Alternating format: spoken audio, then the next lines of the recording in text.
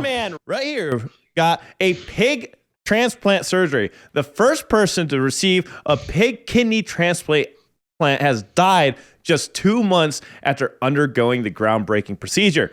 Rick Slayman, a 2-year-old man from Weymouth, Massachusetts, had a genetically modified pig kidney implanted into his body during a pioneering 4-hour surgery at Massachusetts General Hospital on March 16th. There's got to be a better way than genetically modifying things. Like, we do this so much already to so much of our food and everything that we eat and drink. So why not the organs? Some would say, since what you're good already... has it done to us so far?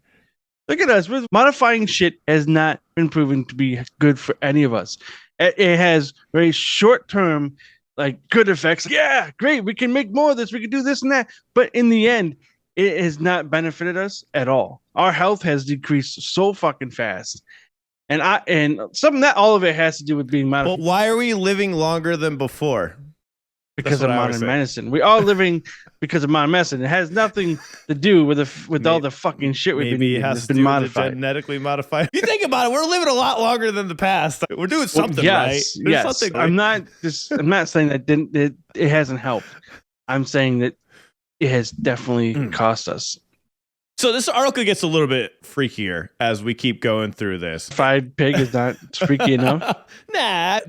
So the reason why they genetically modify this, though, was so that it would fit better with a human that they're putting the organ in, and to prevent disease and illness, just like in genetically modified corn, for instance. They normally do this so it prevents bugs from eating it and stuff like that. But I always ask myself, I'm like, the bugs don't want to eat it anymore. Why should we?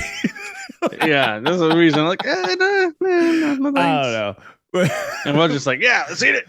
Leave that up there for debate. But Slayman had an end-stage kidney disease and had previously received a human kidney transplant. So he had a human one before this, which began to fail after a few years. Is this normal, Joey, for kidneys to fail after years? It can, because it takes about a year before it actually begins to function, which is crazy, right? It takes a whole year for that organ to be able to function for you. So it may not even function at all.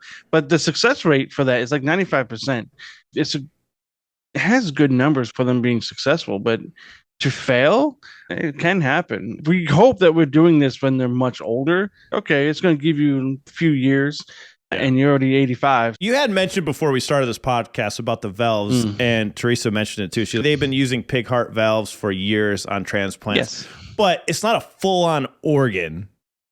No, it's a piece. A piece. Okay. Valves are like little leaves, right? It's a really small piece. Is the valve genetically modified? I don't know. I wonder, right? So his doctors proposed the experimental pig kidney transplant on Slayman was restarting dialysis and experiencing severe complications.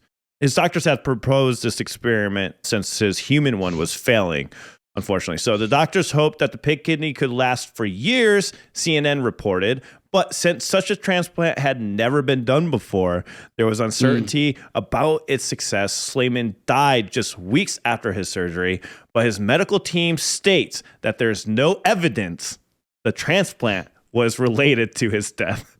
Bro, what a bold fucking statement right there. Come on. Nobody's buying that shit. He didn't die from that. That wasn't it. Why he died? Oh, we can't tell you that.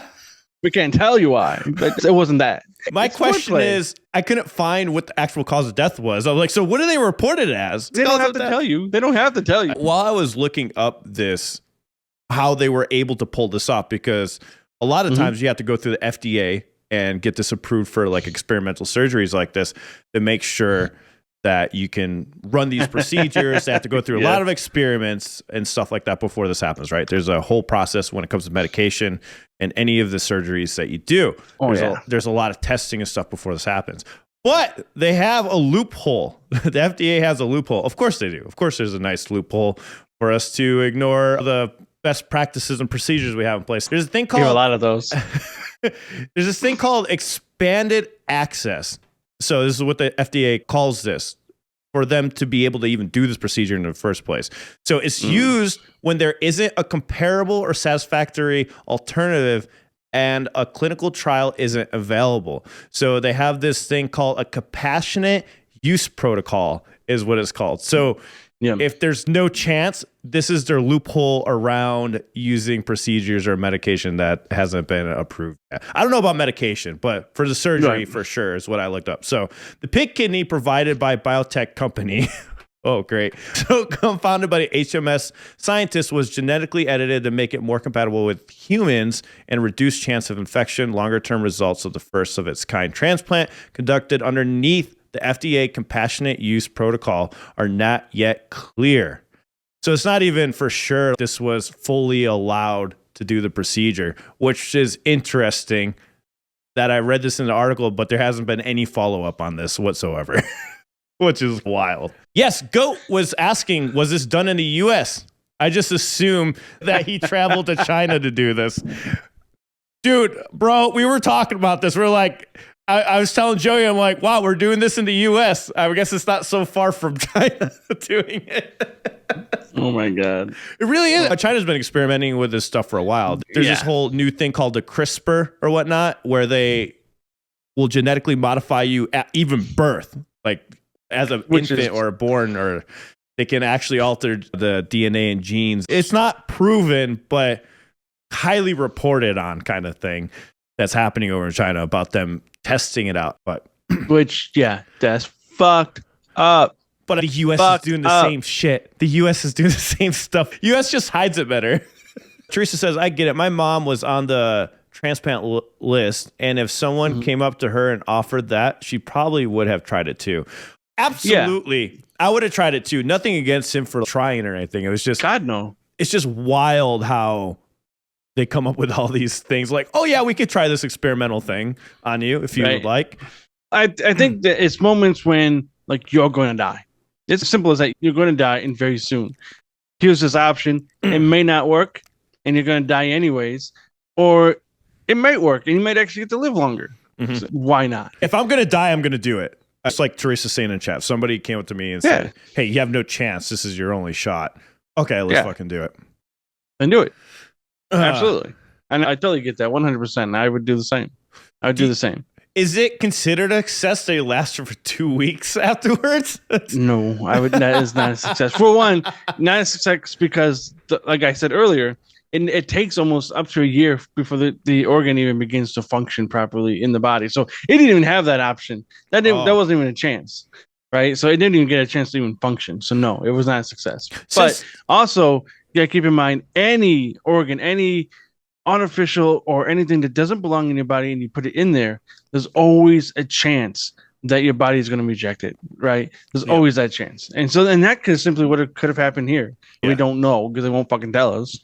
Yeah. But it could have had a simple rejection, which could happen with anything you put in your body that doesn't belong. What if it wasn't the actual transplant? Maybe the surgeon fucked up. Can you imagine? Yeah, but you know what? If the surgeon fucked up, they would definitely blame the kidney. Yeah. Then they were like, it was a kidney. Oh, it was a yeah, kidney. for sure. Kidney did it. Oh, it's definitely the pig kidney. Why'd you try it in the first place? There was a compassionate clause that we exercised to make sure that this was possible. I'm assuming that the one who did the transplant is somebody who's done hundreds, even thousands of transplants. Obviously not with a pig, but with other transplants. I'm assuming he had lots of experience. If you thought that story was wild, check out a bunch of the other wild stories we talk about right here. See you in the next one.